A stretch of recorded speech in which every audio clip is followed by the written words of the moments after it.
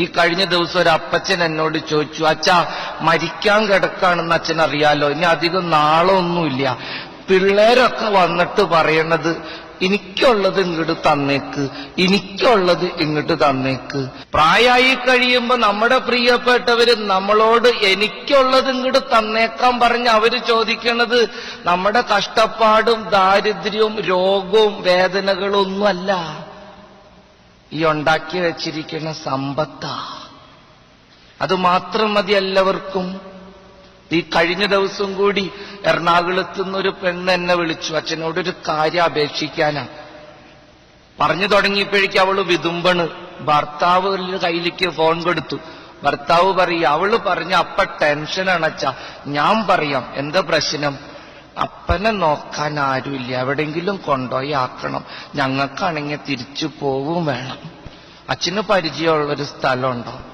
ഞാനിപ്പോ സത്യം പറയാലോ പ്രിയപ്പെട്ടവരെ, അത് കാരണം എവിടെ പ്രസംഗം പറയാൻ ചെല്ലുമ്പോഴും കാർന്നവന്മാരോട് പറയാണ്, ഉള്ള സ്വത്തില് കുറച്ചെടുത്ത് ഒരു തരി നല്ല ഭക്ഷണമൊക്കെ കഴിച്ച് മാന്യം മര്യാദയായിട്ട് ജീവിക്കും. ഇതെന്തിനിങ്ങനെ ഈ ഉപ്പും കല്ലും കടിച്ചു കൂട്ടി?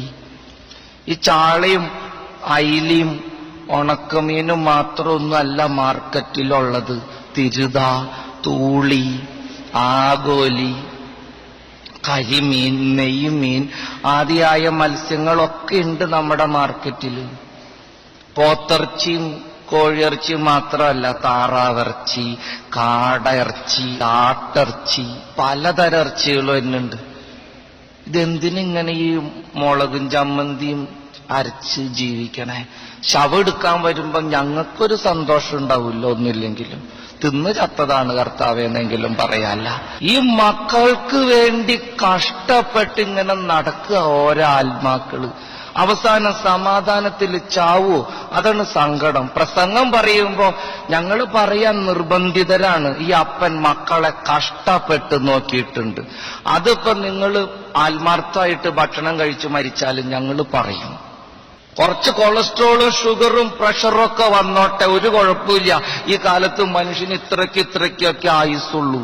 മര്യാദയ്ക്ക് ഒരു തരി നല്ല കൂട്ടാനൊക്കെ കൂട്ടി ചോറുണ്ട്, വല്ലപ്പോഴൊക്കെ ഒരു സിനിമയ്ക്കൊക്കെ പോയി, വല്ലപ്പോഴും അടുത്തുള്ള സ്ഥലങ്ങളിലൊക്കെ ഒന്ന് തീർത്ഥാടനം നടത്തി, ഒരു ടാക്സിയൊക്കെ വിളിച്ചൊന്ന് വേളാങ്കണ്ണിക്ക് പോയിട്ട് വാങ്ങുന്ന. എന്തിനാ ഇങ്ങനെ ഈ ട്രെയിനിലും ലൈൻ ബസ്സിലും മാത്രമായിട്ട് അടങ്ങണേ?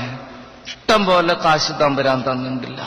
മക്കളാണ് ഏറ്റവും കൂടുതൽ സ്നേഹിക്കണതെന്നും പറഞ്ഞ് നടക്കണവര് അവസാനം പമ്പര വിഡ്ഢികളായിത്തീരും, ഉറപ്പാ.